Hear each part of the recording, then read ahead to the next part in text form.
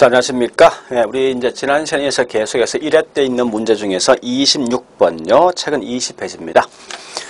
지금 하고 있는 것은 이제 경기 변동에 대한 설명이 되어진답니다. 그래서 여러분 특히 이 경기 변동은요, 굉장히 쉬운 문제 중에 하나니까 반드시 이 문제는 내가 가지고 가신다. 그러니까 맞추고 그냥 간다 생각하시고 공부하셔야 될 겁니다. 자, 일단 제일 먼저 경기 변동에 대한 기본적인 개념을 먼저 제가 설명드리겠습니다. 자, 물론 이제 기본 개념 알고 있겠죠. 첫 번째 부동산 경기는 반드시 무슨 경기입니까? 결국은 건축 경기지 토지 경기는 아니죠. 그죠? 두 번째 뭐냐? 부동산 경기는 특히 뭐 있습니까? 지역적이면서 뭡니까? 개별적이다. 그죠? 이렇게 하시고.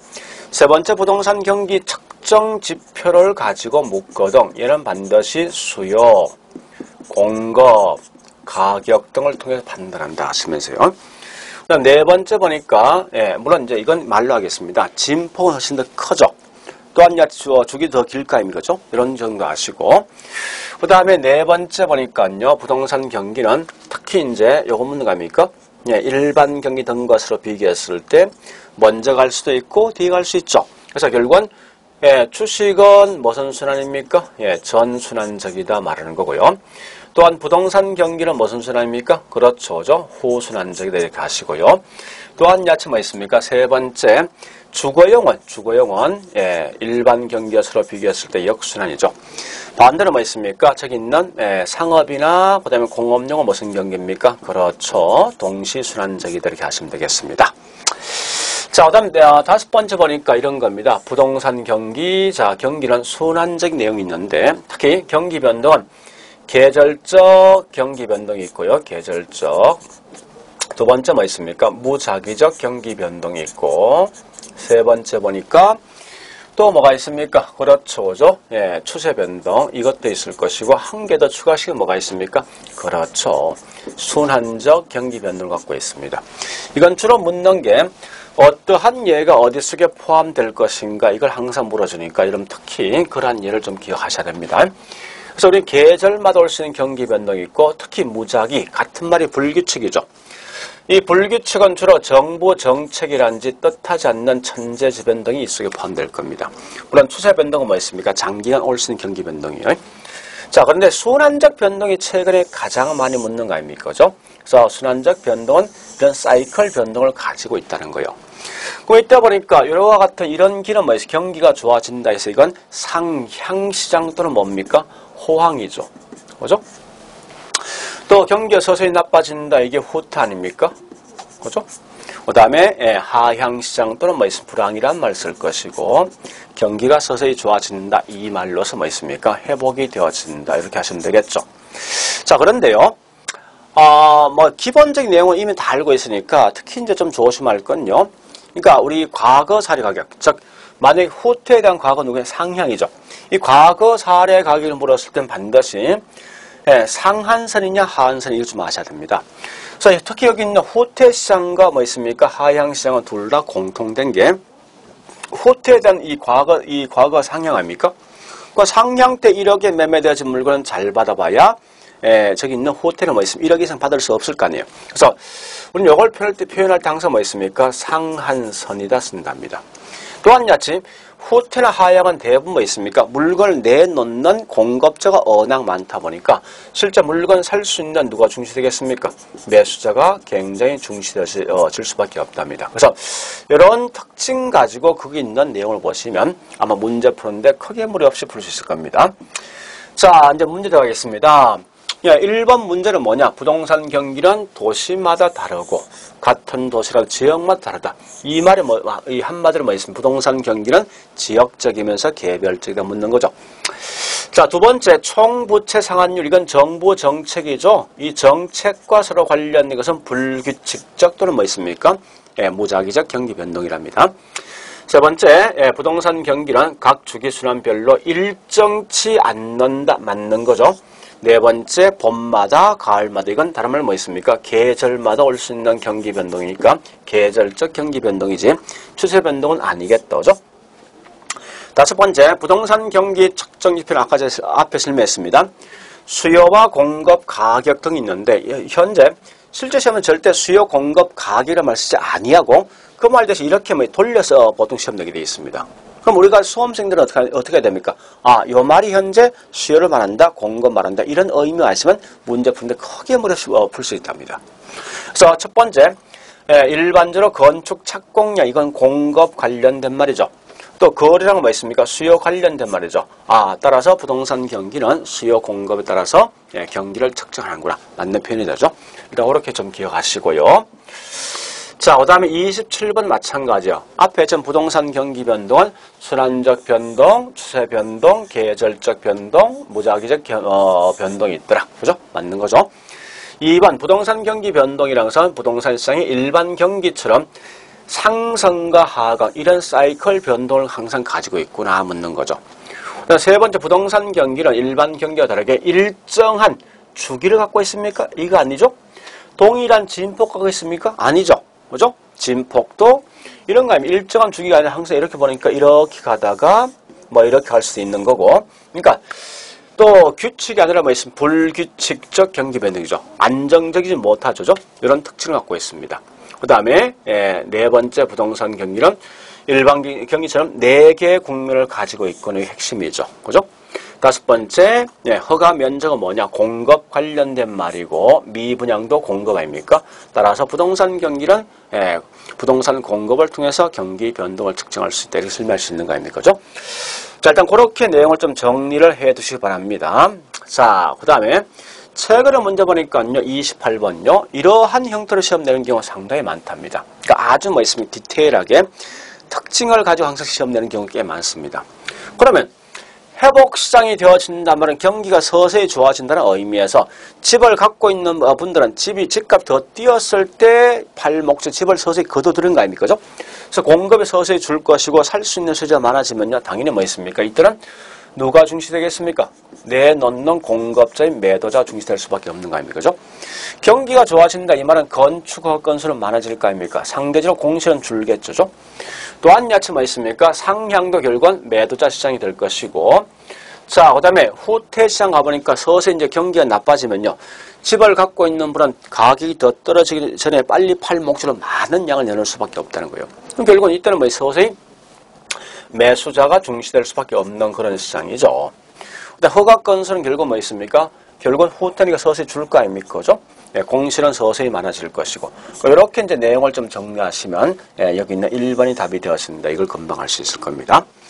자, 그러면요, 이제, 요 정도 말씀됐습니다. 실제 우리, 경기 변동은 요 정도에서 그냥 내용을 정리하시면 충분히 그 문제 맞추는데 하자 없습니다. 그런데, 이제 지금부터 이 29번 문제는, 최근에 났던 문제인데, 아마, 서로 입장 봤을 때는요, 이 거미집이 이렇게까지 시험 나올 필요가 있냐는 게 중개사 과목에서. 약간 과한 어떤 그런 문제인데, 내용을 좀 정리하면 이겁니다. 현재 우리 거미집 이론 자체는요, 크게 어떤 세 가지 어떤 모형을 갖고 있습니다. 이게 수렴형이 될 수 있고, 순환형이 될 수 있고, 반대로 뭐 있습니까? 이렇게 발산형이 될 수 있습니다. 자, 이 그래프를 잘 보시면 알 건데, 현재 이게 수요죠. 보죠? 그 다음에 제가 좀 색깔 좀 달라겠습니다. 이렇게. 여기 공급 아닙니까? 공급. 자, 이렇게 공급이 되어 있습니다. 그럼 당연히 기울기 훨씬 더 뭐 있습니까? 급경사, 인계 결국 뭡니까? 공급이죠. 이와 같이 우리 뭐 있습니까? 이게 비탄력 아닙니까? 그죠? 따라서 이건 탄력이죠? 탄력. 자, 그래서 현재 보니까 여기 있는 이 점을 서로 연결해 보면요. 이렇게 서로 연결된다고 이렇게. 그래서 이게 점점 뭐 있습니까? 작아지는 거죠. 이렇게 안으로. 그래서 좀 표현이 이상한데 이렇게 점점 뭐 작아지는 형태가 뭐냐? 이게 다른 말로 우린 수렴형이다라고 쓴답니다. 그러면 수렴형이 되기 위한 가장 기본 조건은요. 수요가 탄력이고 공급이 비탄력적일 때 그렇습니다. 반대로 이제 거꾸로 뭐 있습니까? 제가 발산형이란 게 뭐냐 설명할 목적이요. 이제 수요가 이렇게 비탄력이에요. 비탄력. 공급이 훨씬 더 완만한 곡선 갖고 있습니다. 이렇게 완만하게. 자, 이게 이제 완만한 공급의 탄력 아닙니까? 그럼 결국은 이럴 때 보니까 실제 보면요. 이 내용이 이렇게 점점 커지게 돼 있어요. 이렇게. 그러니까 점점 밖으로 나오는 거죠. 이런 걸 보통 뭐라 하냐? 우린 발산형이다 라고 쓴답니다. 자, 그 다음에 세 번째는 뭔가 하면 이 말입니다. 이게 실제 그래프의 기울기가 똑같을 때 있어요. 똑같을 때. 똑같아지면요. 실제 이게 뭐 있습니까? 이렇게 항상 같아질 수밖에 없어요. 매번마다 이렇게. 이런 걸 뭐랍니까? 순환형이다 라고 쓰는 거 아니에요. 자, 그럼 현재 이 내용 가지고 우리는 묻는 게 뭘 묻는가 하면요. 기울기에 대한 값을 가지고 상대 좀 따져보자 이겁니다. 그럼 당연히 뭐 있습니까? 이건 아셔야 돼요. 여러분들 현재 뭐 있습니까? 우리 기울기가 있죠. 자, 색깔 좀 달리하겠습니다. 이런 기울기가 커지고 작아짐에 따라서 탄력성과 비탄력은 분명히 달라진답니다. 그 기울기 값이 크다는 것은요. 그만큼 크다는 것은 현재 비탄력이란 말 같습니다. 기울기 값이 작다는 것은 그만큼 뭐있어요? 이건 다른 말로 여기에 탄력이 되어진다. 이렇게 하시면 돼요. 기울기는 뭘 가지고 따지냐? 여기 있는 요 D 값 있지 않습니까? Q. Q 값이 중요해요. Q 값. Q 값 여기 기울기 아닙니까? 그래서 우리 보통 여기 항상 하면요. 이 내용을 P를 갖다 1P로 만들면 1P는 해서 나오는 이 Q 값이 뭐냐? 곧 그 기울기입니다. 그래서 얘는 현재 전체에다가 제가 요 전체에다가 뭐 있습니까? 이렇게 2를 나누시면 될 1P 될 거 아닙니까? 그래서 이걸 좀 정리하면 이렇게 되겠다죠? 얘는 P는 네, 색깔 좀 이상한데 P는 250 마이너스 2분의 1 QD잖아요. 그죠? 거꾸로 여기 있는 뒤에 3P는 300 플러스 4QS인데 이것도 전체를 이렇게 뭐 있습니까? 만약에 3으로 나눠주면요. P는 100 마이너스 3분의 4Q 아닙니까?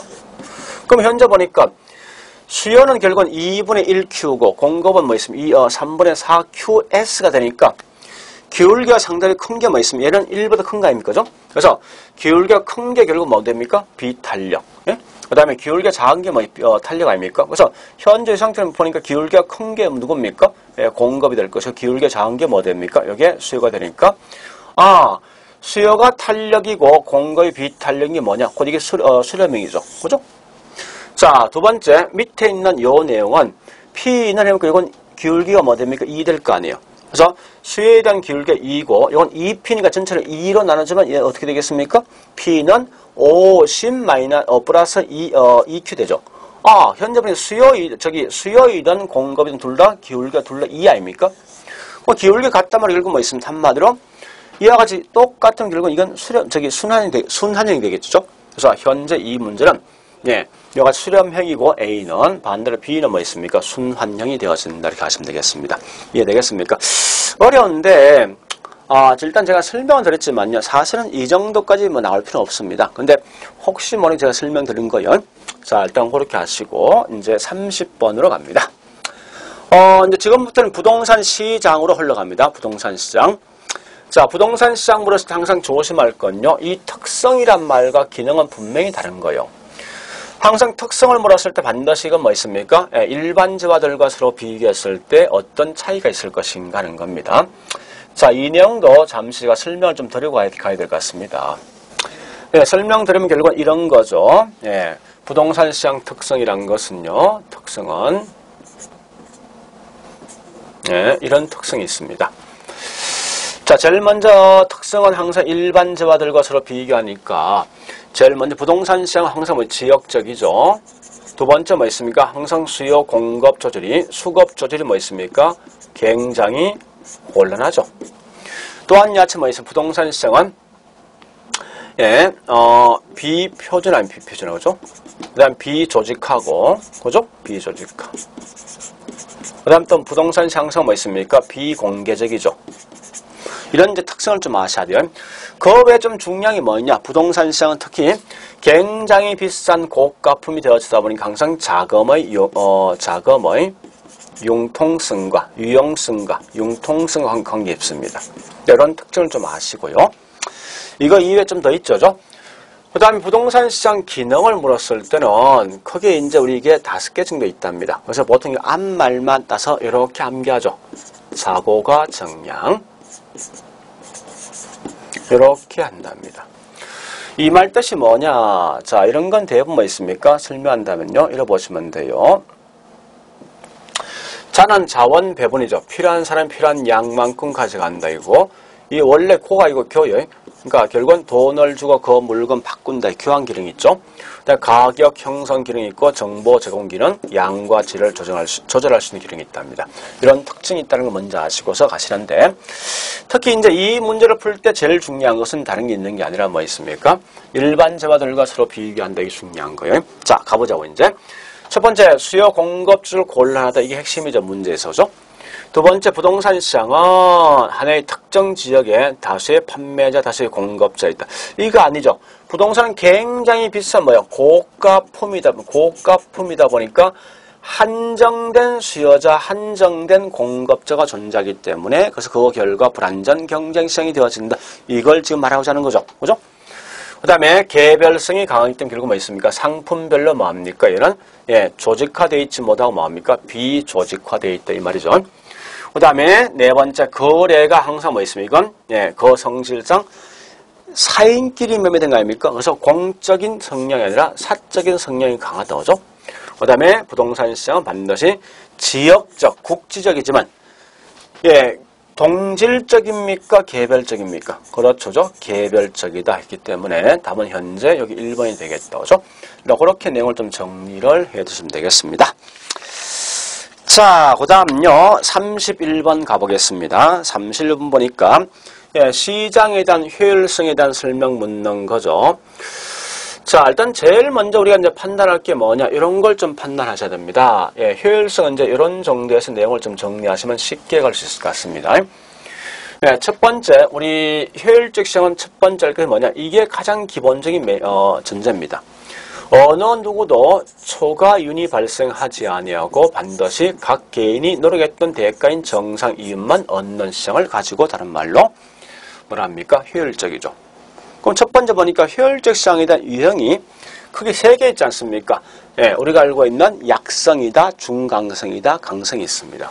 그러면 이 정보에 대한 정보양이 중요한데 이 과거에 있는 자료만 파악할 수도 있고 여기다 뭐 있어? 공표된 사실까지 분석할 수도 있고 또한 야채 뭐 있습니까? 공표되지 않는 모든 사실, 그러니까 모든 사실을 전 분석함에 따라서 결국은 시장에 대한 유형이 달라진답니다. 그래서 모두가 과거에 있는 자료만 가지고 분석한 결과 어느 누구도 초과인이 발생되지 않는 시장을 우린 뭐라 하냐, 이런 걸 가지고 다른 말로 약성 효율적 시장이다 쓰는 거죠. 그럼 참고로 이 과거에 있는 자료 분석, 이걸 보통 뭐라 합니까? 기술적 분석이다 쓰는 거 아닙니까? 그죠? 반대 거꾸로 뭐 있습니까? 공표된 사실까지 분석함에 따라서 어느 누구도 초과인이 발생되지 않는 게 뭐냐? 이게 중강성 아닙니까? 그죠? 그 다음에 공표되지 않는 사실까지 모두가 다 분석함에 따라서 어느 누구도 초과인이 발생되지 않는 게 강성이죠. 물론 공표된 사실까지 분석하는 게 누구냐? 이게 기본적 분석이다. 이렇게 쓰는 거 아닙니까? 그죠? 자, 그와 반대 두 번째 뭐인가 하면 할당 효율적 시장 가지고 가끔 장난칩니다. 그 제일 먼저 파악할 게 뭐냐? 이걸 좀 파악하셔야 돼요. 시장의 완전 경쟁 시장과 불완전 경쟁 시장이 있습니다. 이 두 개에 대한 구분 기준이 뭐냐 묻거든. 여러분들은 이 두 개의 구분 기준은 정보 비용이 뭐 있습니까? 수반될 것인가 되지 않느냐 이 중요하거든요. 정보 비용이 수반되지 않는 게 완전 경쟁이고 정보 비용이 수반되는 게 불완전 경쟁이랍니다. 이렇게 먼저 구분하시고요. 두 번째 뭐냐 이겁니다. 할당 효율적 시장과 있죠. 할당 효율적 시장과 그다음에 비할당 효율적 시장이 있습니다. 그럼 이 두 개 차이가 뭐가 되냐 묻거든. 그러니까 구분 기준을 좀 잘 하셔야 됩니다. 초과윤이 될까 되지 않을까 이 중요한 거예요. 그래서 할당 효율은 어느 누구도 자원이 균등하게 배분되어지니까 절대 뭐 있습니까? 초과인이 발생되지 않는 시장을 가지고 할당이다 라고 보시면 됩니다. 거꾸로 뭐 있습니까? 비할당은 누군가 분명히 이윤 등이 발생하니까 초과인이 분명히 발생되는 시장이랍니다. 그래서 요 두 개에 대한 구분 기준을 먼저 아시는데 이때 있죠. 이 관계를 좀 잘 보셔야 됩니다. 우리 보통 이제 시험장 가면 거의 다 이렇게 그냥 그림을 그린다고 사실은 이렇게. 자, 그리는데 이유가 있습니다. 이거 아셔야 돼요. 완전한 어느 누구도 뭐 있습니까? 모두가 모든 정보를 다 알고 있으니까 초과인이 발생할 수가 없어요. 그래서 반드시 이건 할당 효율적 시장만 존재할 수밖에 없습니다. 반면에 뭐 있습니까? 이 불완전 경쟁 시장은 정보병이 존재하다 보니까 이게 초과인이 발생하지 않을 수도 있고 할 수 있답니다. 그 초과인이 발생하지 않으면 결국은 뭐 있습니까? 할당 효율적 시장인데 반대로 초과인이 존재한다. 이건 할당 효율적이 못한 시장이죠. 그래서 우리 실제 시험은 이렇게 나오거든요. 완전은 반드시 할당인데 할당은 반드시 완전 경쟁시장만 의미하는 게 아니라 불완전 경쟁시장도 의미한답니다. 같은 맥락이 뭐냐? 같은 맥락이 불완전 경쟁시장은 할당 효율적 시장이 될 수도 있고 비할당이 될 수도 있습니다. 일단 이런 이제 기본적인 마인드를 갖고 가셔야지 그 문제 푸는데 쉽게 풀 수 있을 겁니다. 자, 문제 들어갑니다. 내용 중 지금 틀린 거 찾는 거죠. 찾는 건데, 자, 첫 번째, 효율적 시장의 본질적 제품의 동질성과 상호간의 대체성이 뭐 있습니까? 있다. 결국 이런 이제 기본 전제를 갖고 있는 거 사실은요. 자, 2번 가보겠습니다. 중강성 효율적 시장은 기술적 분석. 기술적 분석이 뭐예요? 과거에 있는 자료, 과거 자료를 분석해도 초과인이 얻을 수 없는 거죠. 이미 왜냐하면 중강성 이미 기본적 분석, 우리가 알고 있는 기술적 분석 벌써 끝난 거예요, 사실은요. 기술적 분석에다 뭐 기본적 분석 둘러 합친 거 아닙니까? 그러니까 이럴 때 절대 초과인이 발생할 수 없습니다. 그 다음에 세 번째, 강성은 어느 누가 어떤 정보를 이용해도 절대 초과인이 발생되지 않는 게 고대의 강성이죠. 네 번째, 부동산 시장은 여러 가지 불완전한 요소가 많으므로 할당 효율적 시장이 될 수가 없다. 이건 틀린 거죠. 분명히 아까 설명했습니다. 다시 보겠습니다. 이 말 아닙니까? 네. 이거 묻는 거죠. 분명히 부동산 시장은 완전 경쟁, 불완전 경쟁? 불완전 맞잖아요. 불완전이지만 때에 따라 이 초과이용과 정보비용이 같으면 초과이 없기 때문에 할당이 될 수도 있고 되지 않을 수도 있는 거 아니에요. 그죠? 그래서 항상 뭐 있습니까? 부동산 시장은 할당 효율적 시장이 될 수도 있고 되지 않을 수도 있다. 넌 의미에서 이게 틀린 거다. 그죠? 그 다음에 다섯 번째, 우리나라에도 결국 뭐 있습니까? 부동산 시장의 효율성이 점점 높아지고 있더라. 즉, 이 말은 과거에 보는 게 뭐 있습니까? 약성이었던 게 지금 점점 중강성을 넘어왔죠. 따라서 이 말 아셔야 됩니다. 이 말보다 중요한 건 부동산 시장은 현재 뭐 있습니까? 부동산과 주식시장은 현재 보니까 나라마다 차이 있지만 한국은 중강성 효율적 시장까지 와 있다. 이렇게 하시면 되겠습니다. 자, 이제 32번 주거 분리와 여과 과정에 대한 설명이죠. 자, 이런 내용은요, 우리 항상 시험 나왔을 때 이런 그림을 좀 그려서 가셔야 됩니다. 무조건. 여러분들 이렇게 그림을 딱 그려놓고 있죠. 딱 그려놓고, 이렇게 그릴까? 놓고 이제 뭐 있습니까? 여기는 고급 주거지, 여기는 저급 주거지. 요것만 딱 쓰는 그냥 가시면 아마 이 문제 푸는데 전혀 하자 없을 겁니다. 자, 한번 가보자고, 이제.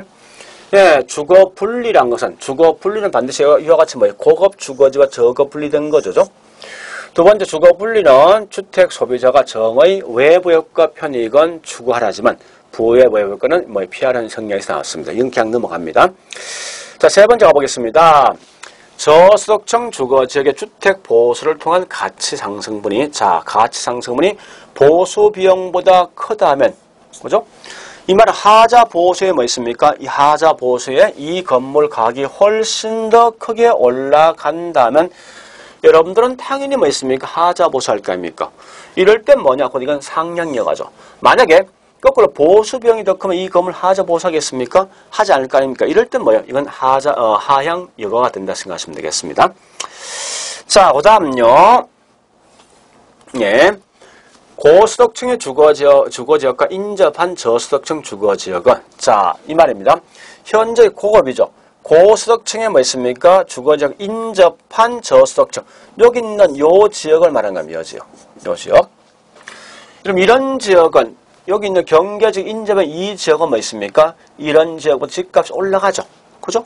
왜 그렇습니까? 옆에 있는 고급이란 외부 경제 때문에 집값 올라가게 돼 있습니다. 그래서 할정료가 붙을 것이고, 거꾸로 뭐 있습니까? 저소득층 주거지역과 인접해 있는 고소득층. 여기 있는 요 지역이죠. 그죠? 요 지역.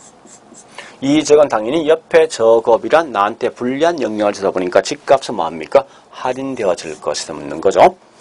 자, 그 다음에 다섯 번째.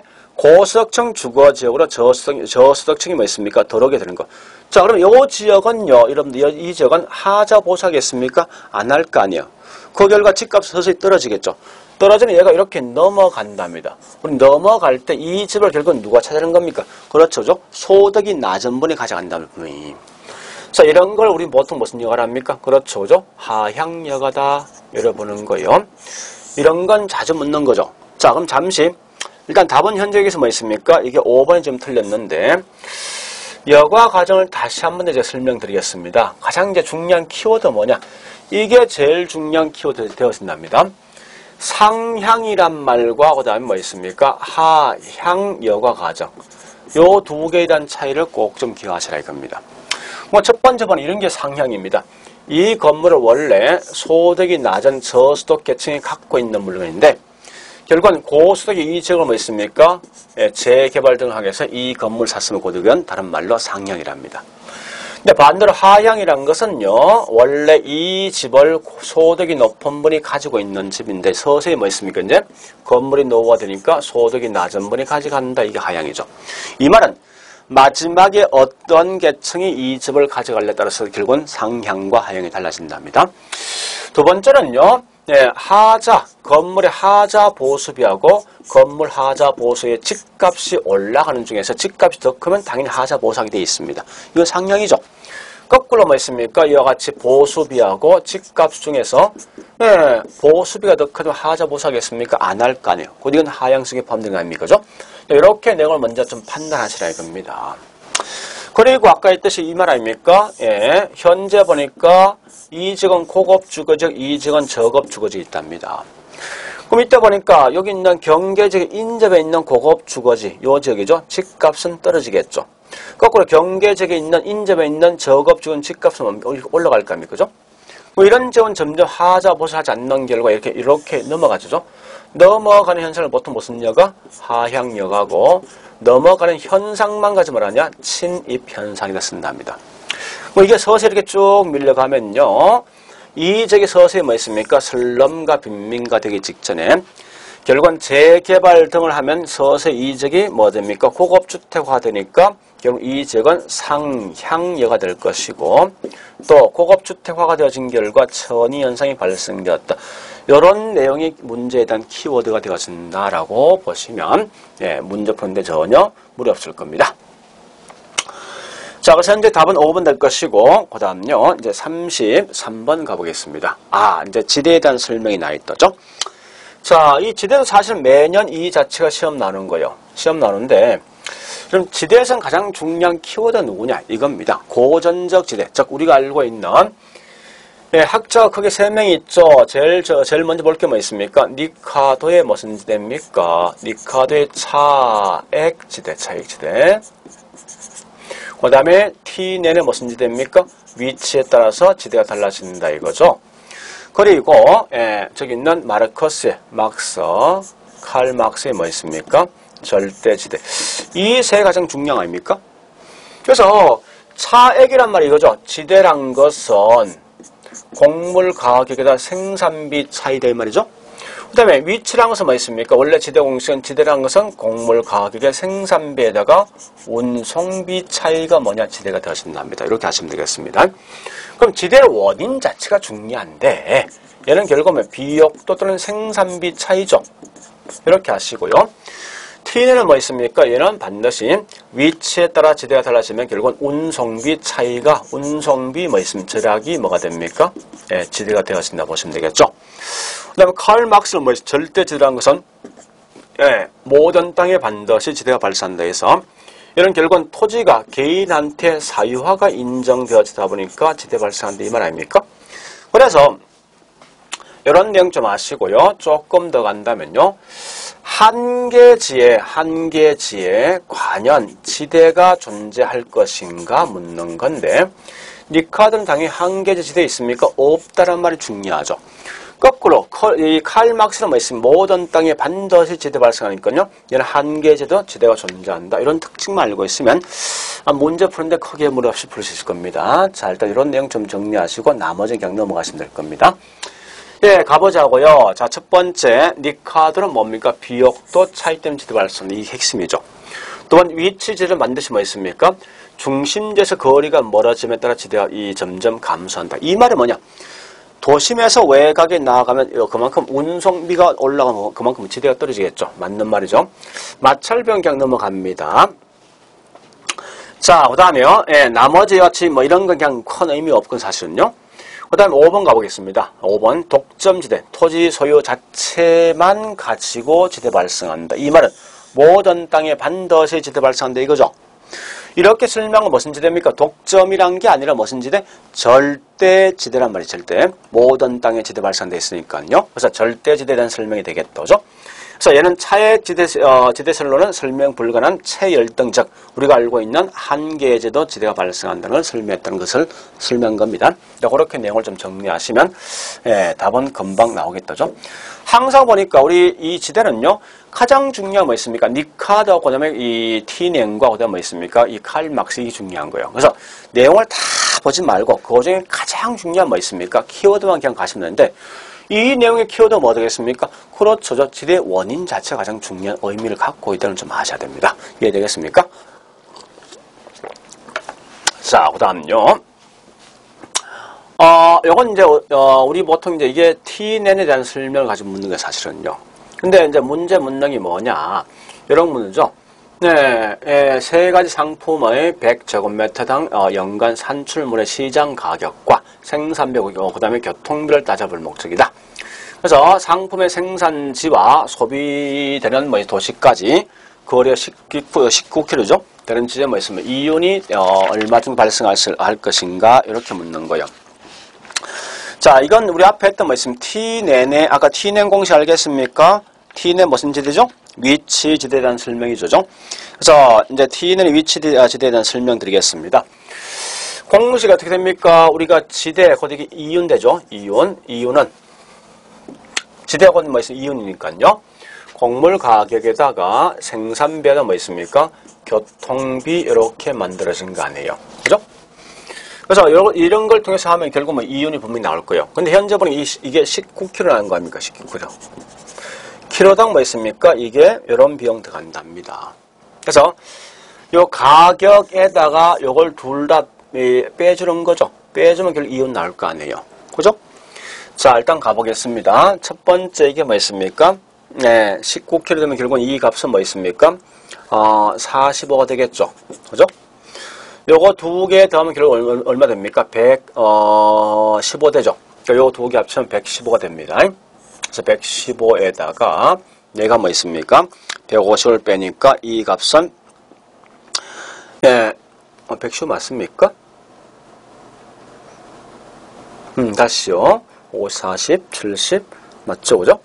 자, 그 다음에 두 번째 현재 쌀은 뭐 나와 있는 게 할 줄 알겠죠? 이렇게 곱해주고 이렇게 하시면 뭐 있습니까? 115 이건 결국은 150이니까 한번 해보자. 35가 되네. 자, 두 번째요.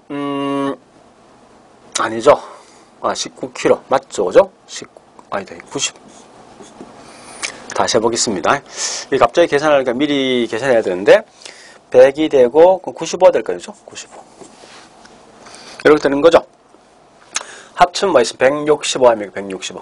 잘못 계산했어요. 이거 오히려 보니까 내가 손해본 거네? 15 정도? 그죠?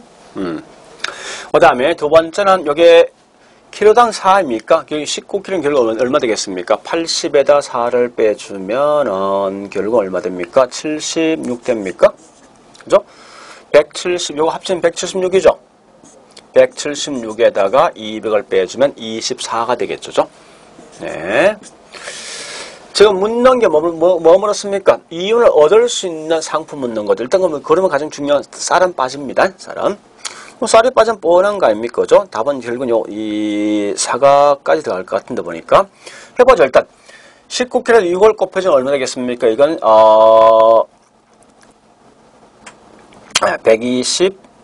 114 되겠네. 그죠? 요걸 다음 결국 뭐 있습니까? 244 될 거 아닙니까? 244 되면 이걸 빼주면 뭐 있습니까? 결국 얘는 6 정도 이윤 남는 거 아닙니까? 그러니까 문제 키워드 뭐 묻는 거예요?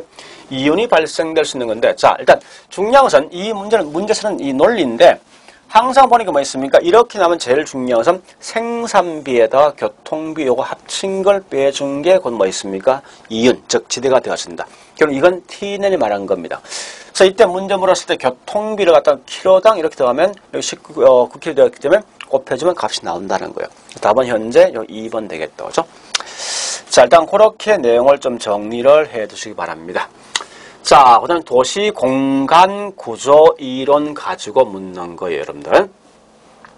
이 도시 공간 구조도 있죠?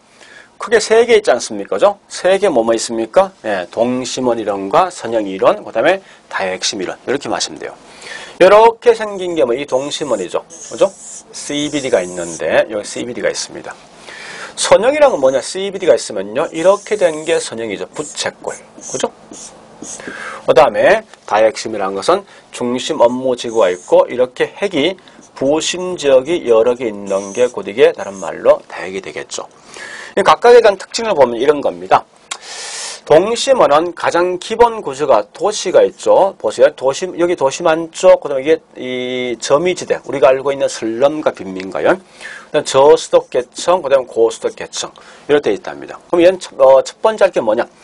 도시가 성장할 때 어떻게 성장할 것인가, 이게 중요한 거예요. 얘는 도시가 성장할 때 어떻게 하는가 하면 이렇게 합니다. 옆에 있는 집 이렇게 침범해서 이런 형태로 각각이 점점 외곽 확대된답니다. 이렇게 되는 게 뭐냐? 우리 다른 말로 이 침입과 천이 과정을 통해서 뭐 있습니까? 도시가 형성된다는 거예요. 근데 지금 하고 있는 이게 다른 말 선형이 선형. 자, 선형인데 선형은 다른 부채꼴이죠. 현재는 보니까 고급 주거지, 뭐 중급, 중급, 뭐 이렇게 저급 있습니다. 있는데 도시 전체 원형대로 계속 커지는 게 아니라 한쪽 특정한 지역만 계속해서 도시가 확장되어진답니다. 그래서 이런 도시가 성장할 때 특히 얘는 뭐 있습니까? 예, 교통노선 축입니다. 교통노선 축에 따라서 도시가 성장된다. 이런 특징을 좀 아시고요. 자, 그리고 있죠. 얘는 뭐 있습니까? 예, 도심에 부심이 형성되는 이유는요. 도심에 땅값이 너무나 비싸기 때문에 외곽 지역에 부심 등이 형성된다. 이렇게 하시면 되겠습니다. 특징을 보니 특징을. 자, 특징이 이런 겁니다. 얘는 특징을 보면요. 네, 범죄 등이 굉장히 많이 발생될 수 있는 지역은 우리 특징을 보니 도시 많죠? 좀 저급이 많죠? 외곽 지역 고급이 많지 않습니까? 그죠? 그래서 대부분 다 도심 지역에 많이 있더라. 이렇게 하시고요. 그 다음에 선형은 반드시 뭐 있습니까? 이건 재밌는 건요. 살기 가장 좋은 동네, 그러니까 편리성 있는 지역은 반드시 고급 주거지가 우선 차지한답니다. 이런 특징 아시면 되겠습니다. 자, 그리고 얘는 특히 묻는 게 이 외곽의 부도심 등이 형성되는 이유를 묻거든요. 항상 뭐 묻습니까? 예, 동종업종이 예, 집적 이익이 있으면요. 결국은 같이 뭐 있을 것이고, 집적 이익. 또 서로 이해 상반 때문에 뭐 있습니까? 핵이 이렇게 형성될 수 있죠. 이해 상반 때문에. 자, 일단 이런 기본 틀만 아시면 그 문제 푸는데 뭐 크게 무리 없이 풀 수 있을 겁니다. 그러니까 이런 이제 키워드를 잡고 하시면요. 여러분들은 문제풀이 빨리 풀 수 있다는 거예요. 예, 먼저 35번에 1번 갑니다.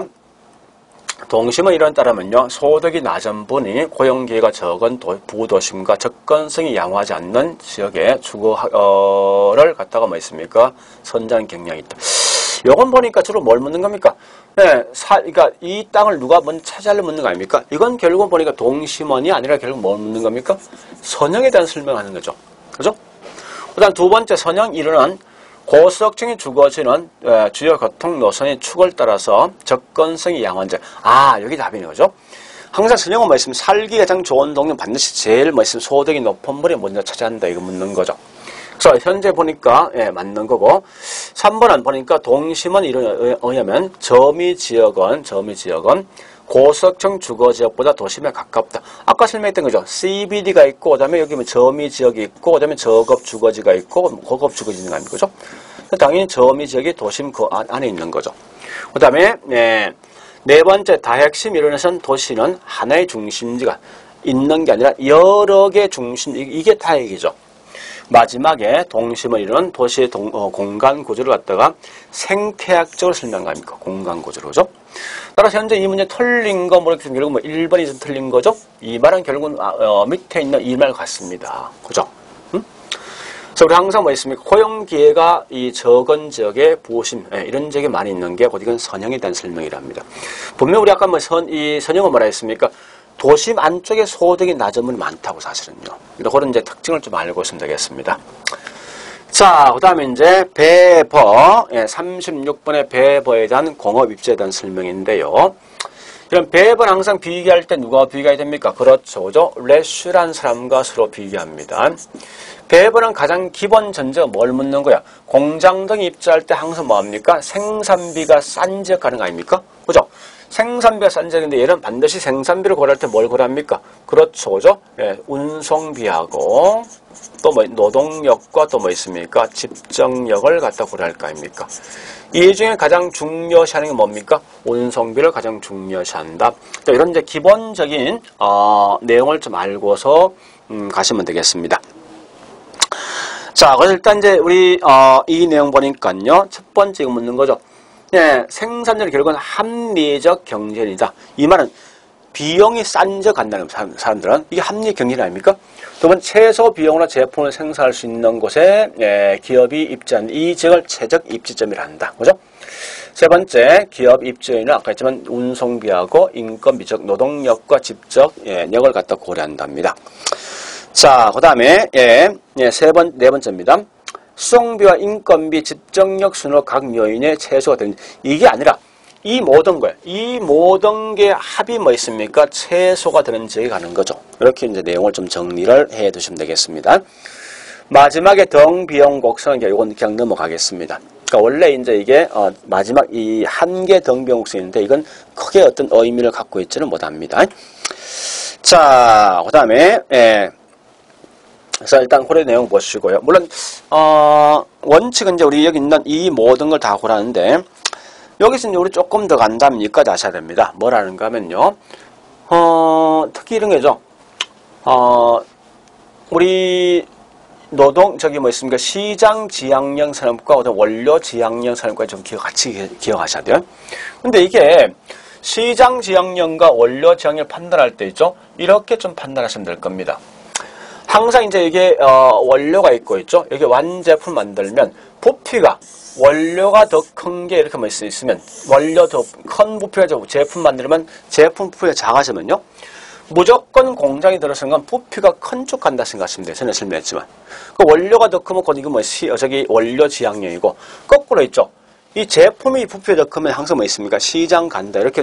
이렇게만 좀 기억하시면 뭐 문제 푸는데 뭐 쉽게 아마 풀 수 있을 겁니다. 그래서 아마 이제 이 문제는 나온다면 문제 핵심이 뭐냐? 사실 여기는 3번이 제일 중요한 키워드예요, 이걸.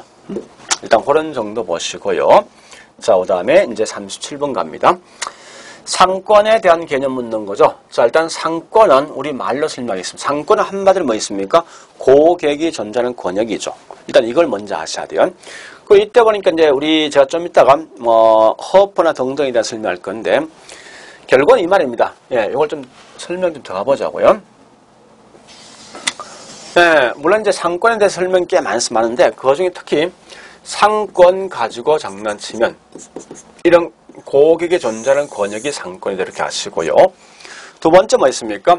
실제 상권에 대해서 가장 중요한 게 인력, 이론 자체가 분명히 중요합니다. 그 중에 특히 뭐 있습니까? 랠리에 대한 소매 인력하고 반대로 뭐 있습니까? 허퍼에 대한 확률 모형. 이 두 개에 대한 내용이 중요하답니다. 그래서 랠리는 기본 전제가 얘는 뭐 있습니까? 상권에 대한 상권 경계에 뭐 있습니까? 분리를 강조한답니다. 이런 걸 뭐냐냐? 확정론적 접근, 확정론적 접근 방식이랍니다. 그러니까 이 말은 상권이 이렇게 두 개 상권이 있으면 이렇게 딱 미리 딱 결론 지어서 딱 구분시키는 확정적으로. 근데 허퍼는 뭐냐? 얘는 상권의 중첩을 강조한답니다. 하는데 여기에 뭐냐? 결국은 다른 말로 확률론적 뭐 있습니까? 접근 방식이랍니다. 이건 확정 또는 결정 쓰기도 합니다. 이 말이 뭐냐? 이렇게 상권이 있으면요. 여기 있는 고객이 총 10명이 있으면 A, B 각각의 점포에 몇 명 정도 갈 것인가 이렇게 확률로 따져보는 게 곧이 확률론적 접근 방식 이렇게 하시면서요. 둘 다 공통점이 이겁니다. 둘 다 공통점은 항상 거리분의 크기라는 공식을 갖고 있기 때문에 거리에 대해서 반비례 크기에 대해서 비례한다. 이런 이제 기본적 내용을 좀 알고 가셔야 됩니다. 자, 가보겠습니다. 현재 1번은 상권은 점포의 매출이 발생하는 구역으로서 결국 뭐 있습니까? 상품이나 서비스 종류에 따라 달라진다. 맞는 거죠. 이런 백화점 상권과 동네 슈퍼 상권 분명히 다를 거예요. 자, 2번은 보니까요, 네, 상품에 대해서 구매 빈도가 낮을수록, 이 말은 가끔 가다 물건 산다 이거죠. 상권 규모가 훨씬 더 큰 거 아닙니까? 여러분, 우리 동네, 한번 따져보죠. 동네 슈퍼에 물건 사는 건 대부분 구매 빈도가 잦은 거죠. 그러니까 자주 살 수 있는 그런 물건이라고. 근데 어쨌든 한번 살 수 있는 그런 물건 뭐 있습니까? 어떤 이런 대형 백화점 같은데 이런 상권 규모 굉장히 큰지 많이 쓰고 있답니다. 자, 그 다음에 상권 획정의 접근 방식에서 공간 독점. 자, 일단 이런 게 있는데 특히 조심할 건 가구점, 고급 가구점 이건 뭐 있어? 분산식 접근법이에요. 반대로 뭐 있습니까? 공간 독점이라는 것은 우리 보통 가장 대표적인 우체국 같은 게 있죠. 그러니까 특정한 공간에는 반드시 하나의 딱 점포만 들을 수 있는 거예요. 대부분의 인허가 낼 수 있는 거. 우리 옛날에 이런 거 있죠. 주유소는 반드시 뭐 있습니까? 몇 킬로마다 한 개씩 뭐 허가 내주죠. 이런 게 만약 공간 독점 시키면서. 그 다음에 시장 침투법은요. 누구나 마음대로 들어갈 수 있는 거예요. 누구나 마음대로. 특별한 어떤 허가 없다는 거예요. 그래서 이런 게 보통 뭐 우리 알고 있는 동네 슈퍼 같은 게 있죠. 이런 게 보통 이제 시장 침투입니다. 그래서 일반적인 정보는 대부분 다 시장 침투 일반적입니다. 그 다음에 분산시장 접근은요. 이게 보니까 어떤 섹터별로 좀 구분되어 있는 거예요. 이렇게 특정 지역을 가고 다니는 구분되어 있죠. 이런 게 우리가 알고 있는 분산식 시장 접근법이에요. 그 다음에 컨버스는 가장 중요한 게 랠리가 말한 것 같다면 수정이에요. 수정한 건데 얘는 실제 가장 중요한 말은 상권이 분리될 수 있는 경계점을 실제 측정해본 사람이 누구냐? 랠리다 생각하시면 되겠습니다. 맞는 거죠? 자, 다섯 번째 허프는 뭐라 했습니까? 허프는 결정론적 접근 방식. 확정론 접근 방식 누굽니까? 그렇지, 이건 랠리지. 상권 경계를 구분시켰으니까요. 근데 여기 허프는 뭐 있습니까? 상권이 있으면 몇 프로 간다. 확률에서 따져본 거 아닙니까? 그래서 확률론적 접근 방식은 허프가 한 말이다. 맞는 거죠. 답은 현재 2번 틀렸는데, 그러니까 우리 가끔씩 구매할 수 있는 물건은 그만큼 뭐 있습니까? 내가 멀리 가서 한 번에 많이 살 수 있는 거거든요. 그래서 이런 건 상권 규모가 훨씬 크다는 걸 좀 아셔야 됩니다. 자, 38번요. 예, 여러분 이 문제는요. 무조건 매년마다 시험 나온다 생각하시고 꼭 푸셔야 됩니다. 굉장히 중요한 계산 문제입니다. 그래서 매년마다 시험 나오게 돼 있는데, 자, 문제 푸는 방식은 간단합니다. 항상 어떻게 하냐면요. 이와 같이 뭐 있습니까? A 쇼핑과 B 쇼핑이 있으면 우리 공식을 먼저 하시는데, 공식 항상 뭡니까? 거리 분의 크기인데요. 이때 거리는 반드시 여기 마찰계수 반드시 들어오게 돼 있어요. 마찰계수가. 그래서 마찰계수 2가 더해지죠. 공식을 쓸 때 어떻게 하냐? 이걸 비율로서 뭐든 하시라 이겁니다. 비율로서. 해볼까요? 자, 매장 면적은 1대1이죠? 거리는 1대2 아닙니까? 이렇게 가보자고. 그러면 A 쇼핑센터는 보니까 1대1이죠. 1분의 1. 거리 1, 면적 1이니까. 다만 마찰계수 2 들어갔지 않습니까? 그 다음 쇼핑센터 2는 뭐 있습니까? 거리는 2인데 마찰계수 2죠. 그 다음 크기가 매장 크기 1 아닙니까? 이렇게 산답니다. 그런데 현재 보니까 이게 1되고 얘가 뭐 있습니까? 4분의 1 될 거 아니에요. 이거 분모 일단 제가 시키겠습니다. 분모를 전체를 4로 곱해주면요. 결국 뭐 여기에 4가 될 것이고 1 될 거 아니에요. 합치면 이게 5 아닙니까? 그래서 5분의 4가 뭡니까? 쇼핑센터 1이 갈 것이고 5분의 1이 쇼핑센터 2가 갈 거 아닙니까? 그죠? 그래서 이제 여기 인구가 뭡니까? 인구를 보니까 전체가 1000명 돼 있죠. 1000명이. 1000명 중에 뭐 있습니까? 현재 어디 물었습니까? 쇼핑센터 1에 갈 수 있는 고객 인구수 아닙니까? 그죠? 5분의 4가 가니까 얼마 됩니까? 800명 되었습니다. 자, 이 문제는 우리 꼭 좀 기억하셔야 됩니다. 굉장히 중요하니까요. 다른 건 몰라도. 그래서 우리 항상, 비록 우리 책에 보니까 이제 공식이 있지만 그 공식을 굳이 암기할 생각하지 말고, 이렇게 어떤 비율로 사시면 그 문제 푸는데 별 무리 없이 풀 수 있습니다. 자, 그 다음요.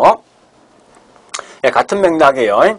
자, 이렇게 하면 항상 이제 거리를 좀 그려보겠습니다. 현재 A 도시하고 여기 있는 C 도시가 있죠. 그 다음 외곽에 B 도시가 있습니다. 자, 그런데 여기 있는 C에서 A까지 거리가 5km죠. 5km. 그 다음에 B까지 거리 얼마 됩니까? B까지는 보니까 10km 들어져 있어요. 10km. A 지역의 인구가 5만 된다죠. 5만. 그 다음에 뭐 있습니까? B 지역의 인구가 10만 되죠. 10만. 여기 있는 C 도시에 보니까 인구가 3만 명이 되어진답니다. 일단 마찰계수가 현재 없죠. 그럼 마찰계수 없으면 그냥 그대로 2를 쓴답니다. 그래서 자, 다시 할게요.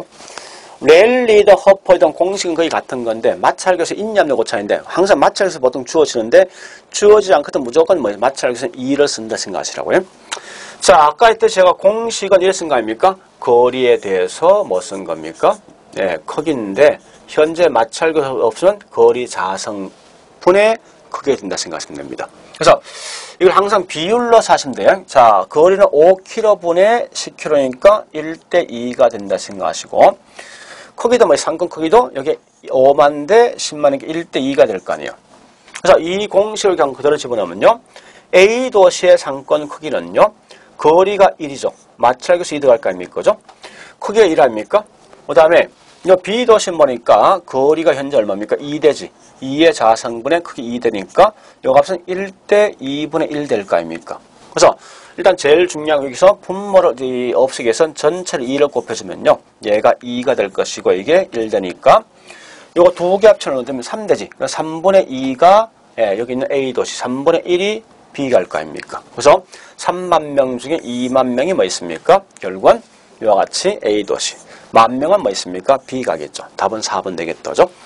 이런 형태를 좀 기억하시면 되겠네. 자, 40번 이게 LQ에 대해서 묻는 건데요. LQ. 그럼 LQ 묻는 건요. 일단 제가 LQ 공식을 먼저 한번 설명을 좀 드리고 와야 되겠습니다. LQ라는 것은 이제 입지계수, 입지상이라는 말을 쓴답니다. 입지계수, 입지상요. 그래서 우리 입지계수, 입지상인데 이게 1보다 크면요. 이 값 1보다 크면 이건 특화된 산업이랍니다. 특화산업. 1보다 작은 게 뭐냐? 이건 낙후산업, 낙후. 이렇게 기억하시라고. 물론 이제 1인 것은 자유업인데 자, 이거 공식만 하시면 돼요, 여러분들. 공식은 원리를 쓴답니다. 전국의 비율분의 특정 지역에 대한 비율을 합니다. 그럼 이때 뭐 있습니까? 만약에 문제 물었을 때 전국에 있는 총 인구에 대해서요. A 산업의 전국 인구.